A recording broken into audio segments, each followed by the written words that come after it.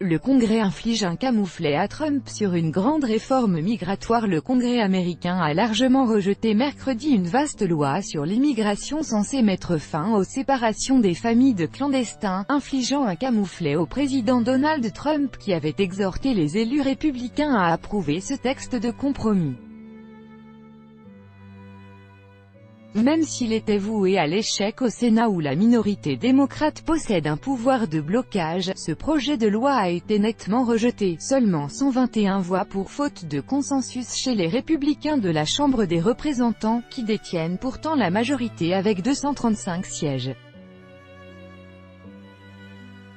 Signe des frictions entre modérés et radicaux, le vote avait été repoussé 2 fois la semaine dernière. Aucun démocrate n'a voté pour le texte. Donald Trump avait pourtant exhorté mercredi matin sur Twitter les élus du Grand Old Party, GOP, à approuver un texte sévère mais juste, même si les Dems, démocrates, NDLR, ne le laisseront pas passer au Sénat. Mais il avait auparavant envoyé des signaux contradictoires en conseillant aux républicains la semaine dernière de se concentrer sur les élections de novembre, après avoir demandé par décret que le Congrès résolve de manière définitive la question des enfants de migrants séparés après l'arrestation de leurs parents en franchissant illégalement la frontière mexicaine.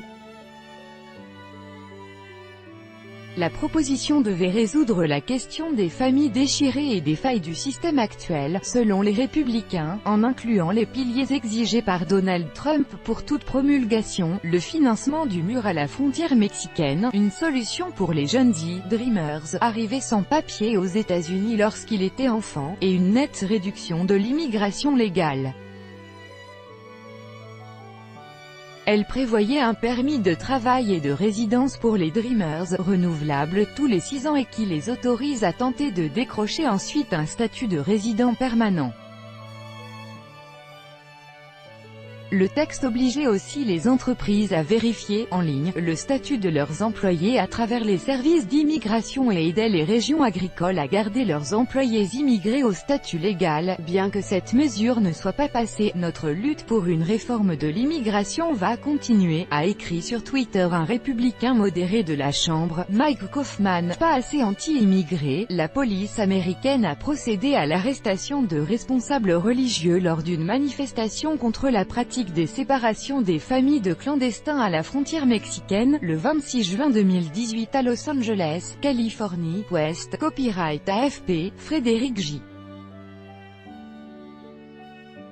Brown. Le démocrate Don Bayer a expliqué que son parti avait rejeté le texte parce que les Dreamers étaient otages du financement du mur. Il laissait en place beaucoup des politiques anti-famille de Trump et il en empirait d'autres.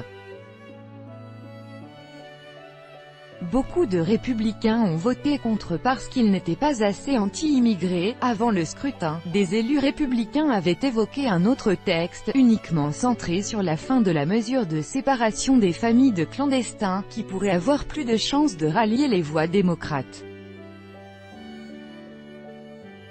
Cette défaite est le second revers pour le président après qu'un tribunal de San Diego, Sud-Ouest, a ordonné dans la nuit de mardi à mercredi que la réunification des familles de migrants, dont les enfants avaient été séparés de leurs parents arrêtés à la frontière.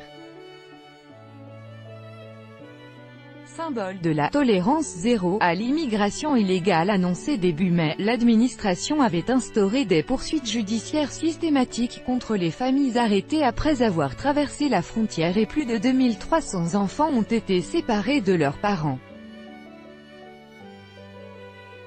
Ces migrants, pour la plupart, fuient la violence qui ronge l'Amérique centrale.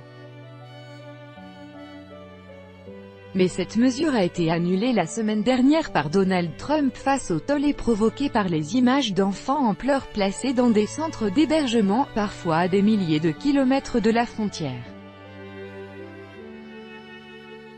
La politique migratoire a aussi exacerbé les antagonismes entre partisans et détracteurs du président. Les parents doivent, sauf s'ils présentent un danger pour leurs enfants, être réunis avec eux sous 14 jours pour les moins de 5 ans et sous 30 jours pour tous les autres, a décidé le tribunal californien qui demande au gouvernement fédéral de « faire face » Aux circonstances chaotiques qu'il a créées, le président républicain a fait de la limitation de l'immigration légale et illégale une priorité de son mandat, au nom de la sauvegarde des emplois américains et de la sécurité des citoyens face à la criminalité et au terrorisme. Il a obtenu mardi une victoire symbolique à la Cour suprême qui a validé, après des mois de contentieux, son décret migratoire controversé interdisant l'entrée sur le territoire aux ressortissants de 6 pays, pour la plupart à majorité musulmane. Tout droit de reproduction et de représentation réservé. Copyright 2018, Agence France Presse.